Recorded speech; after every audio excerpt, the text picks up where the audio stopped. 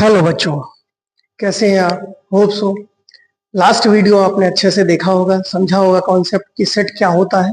आज हम सेट के कुछ अदर कॉन्सेप्ट्स पर बात करने जा रहे हैं। पहला कॉन्सेप्ट होता है बिलोंग्स टू का। बिलोंग्स टू के लिए हम एक साइन यूज करते हैं, ग्रीक लेटर, जो कि होता है एप्सिलॉन। एप्सिलॉन। इसी के साथ एक और कॉन्सेप्ट आता है does not belongs to. Does not belongs to, इसके लिए भी एप्सिलॉन होता है, बट एप्सिलॉन को हम क्या कर देते हैं, कट कर देते हैं, जिससे ये कॉन्सेप्ट क्लियर हो जाता है कि कोई एलिमेंट जो है वो सेट से बिलोंग नहीं करता है। बात करते हैं कि ये कॉन्सेप्ट कैसे जो है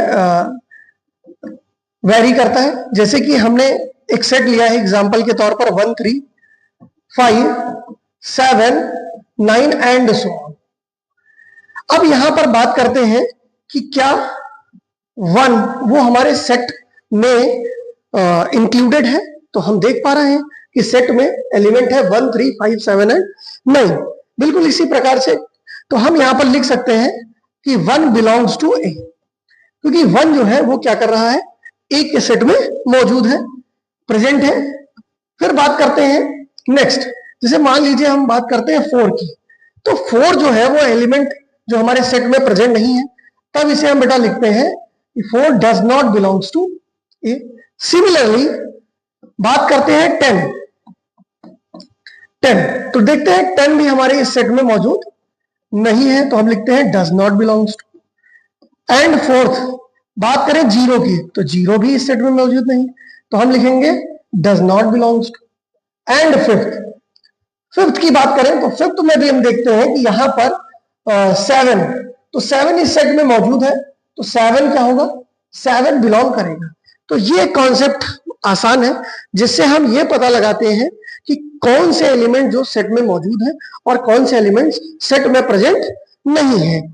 अब इसी पर बेटा एक क्वेश्चन देखते हैं, क्वेश्चंस देखते हैं।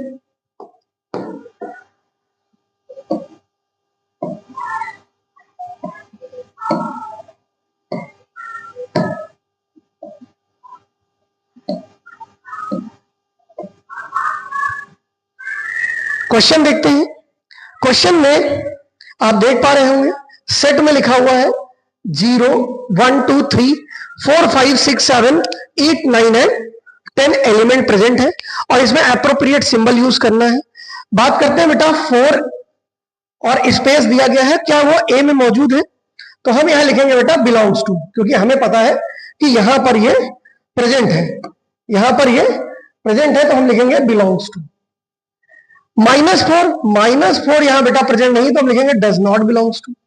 12 आप देखिए सेट में 0 से लेकर के 10 तक के सारे नंबर्स हैं, बट 12 नहीं है, तो हम लिखेंगे 12 does not belongs to. And 9 बेटा प्रेजेंट है, तो लिखेंगे बिलोंग्स टू। 9 जो है वो प्रेजेंट है, इसलिए लिखेंगे बिलोंग्स टू। 0 की बात करें, 0 भी प्रेजेंट है, तो बिलोंग्स टू। -2 नहीं प्रेजेंट है, तो हम लिखेंगे डज नॉट बिलोंग्स टू। तो इस तरह से एक छोटा सा कॉन्सेप्ट सेट का आपने अभी सीखा। आगे बढ़ते हैं और अगला कॉन्सेप्ट बेटा होगा हमारा टाइप्स ऑफ सेट्स। कौन कौन से जो है सेट के टाइप्स होते हैं। तो फर्स्ट टाइप की बात करें बेटा, होता है एम्प्टी सेट। जैसे कि नाम से ही क्लियर हो रहा है कि ये एक ऐसा सेट है जिसमें no elements present, no elements are present, कोई भी एलिमेंट इस सेट में मौजूद नहीं होगा।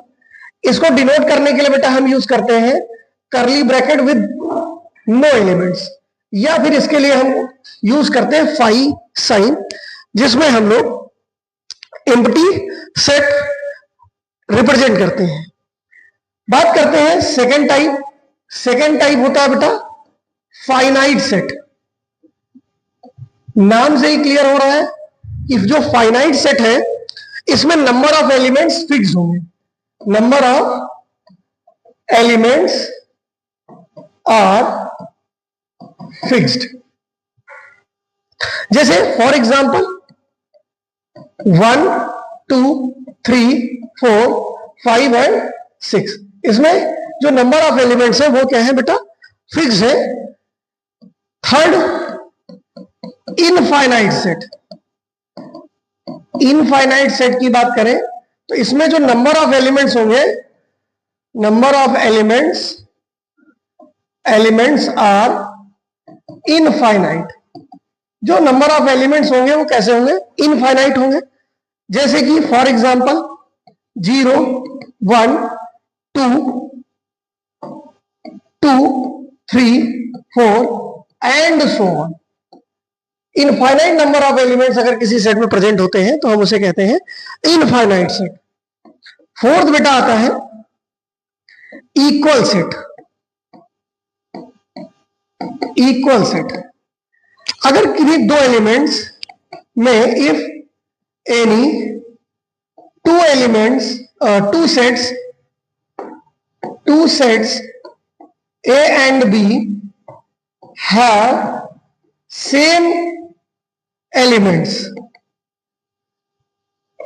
and same number of elements, तो ऐसे में ऐसे दोनों सेट्स को इक्वल सेट्स कहते हैं। जैसे कि बात करें सेट ए में WOLF, the word of the letter of word wolf and the letter of word follow, FOLW। दोनों ही सेट में जो एलिमेंट्स हैं वो सेम है, नंबर ऑफ एलिमेंट्स के साथ साथ जो एलिमेंट्स प्रेजेंट है वो भी सेम है, तो ऐसे सेट को बेटा हम कहते हैं इक्वल सेट। नेक्स्ट बेटा आता है इक्विवेलेंट सेट।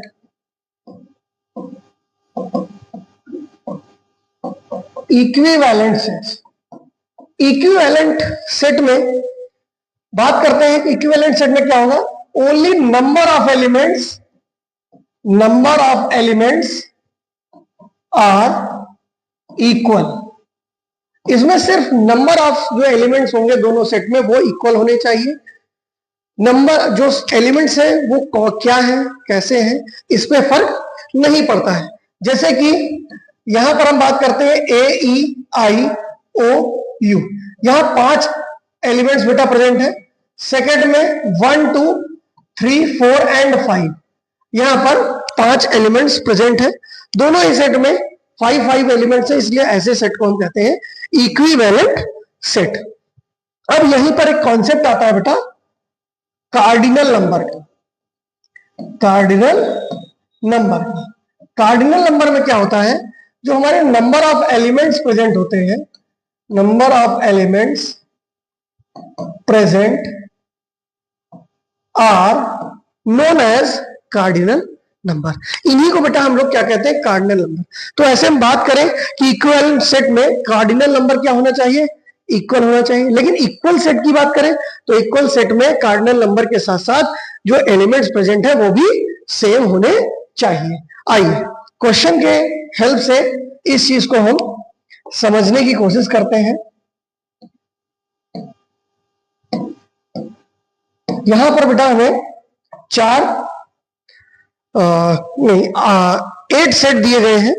ये जो 8 सेट है इसमें पहला A 0A, B में 1 2 3 4, C में 4 8 12, D में 3 1 2 4 और E में 1 and 0, F में 8 4 12, G में 1 5 7 11 एंड H में A and B एलिमेंट्स जो है वो गिवन है। ऐसे में पहले बात करते हैं कौन कौन से इक्वल सेट कहलाएंगे। बात करते हैं कि कौन कौन से इक्वल सेट कहलाएंगे। तो इक्वल सेट में बेटा नंबर ऑफ एलिमेंट्स भी कैसे होने चाहिए, सेम। तो हम देख पा रहे हैं कि B और D ये आपस में सेम है, 1 2 3 एंड 4 एंड 1 2 3 4। यहां पर एलिमेंट जो है बेटा वो सेम है। एंड C एंड F में भी बेटा नंबर ऑफ जो एलिमेंट्स है, जो प्रेजेंट एलिमेंट्स है वो कैसे है, सेम है। तो ये इक्वल सेट कहलाएंगे। और बात करें कि इक्विवेलेंट सेट कौन कौन से कहलाएंगे। इक्विवेलेंट सेट्स इसमें बात करें जैसे A है, A में कार्डिनल नंबर 2 है और H का भी कार्डिनल नंबर 2 है, तो ये एक इक्विवेलेंट सेट कहलाएगा। बात करते हैं बी और डी की, बी और डी भी इक्विवेलेंट कहलाएगा क्योंकि इसमें नंबर ऑफ एलिमेंट्स सेम है। सी और एफ भी इक्वल नंबर ऑफ सेट कहलाएगा। साथ में बात करें बी, डी और जी, ये भी आपस में इक्वल रहेंगे। क्यों? क्योंकि इनका जो कार्डिनल नंबर है वो सेम है। और ई, ए, एच, ये तीनों भी जो है वो इक्विवेलेंट सेट कहलाएंगे क्योंकि इनका भी कार्डिनल नंबर कैसा है बेटा? सेम है।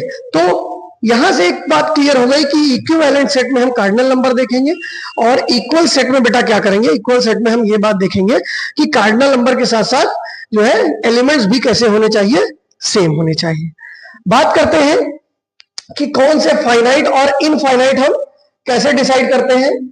इनफाइनाइट और फाइनाइट बेटा हम कैसे डिसाइड करते हैं?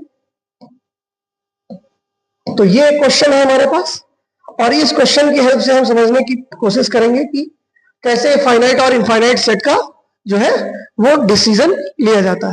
Set of concentric circles in a plane, तो एक प्लेन में number of infinite number of concentric circle बन सकते हैं, इसलिए बेटा ये एक इनफाइनाइट सेट है।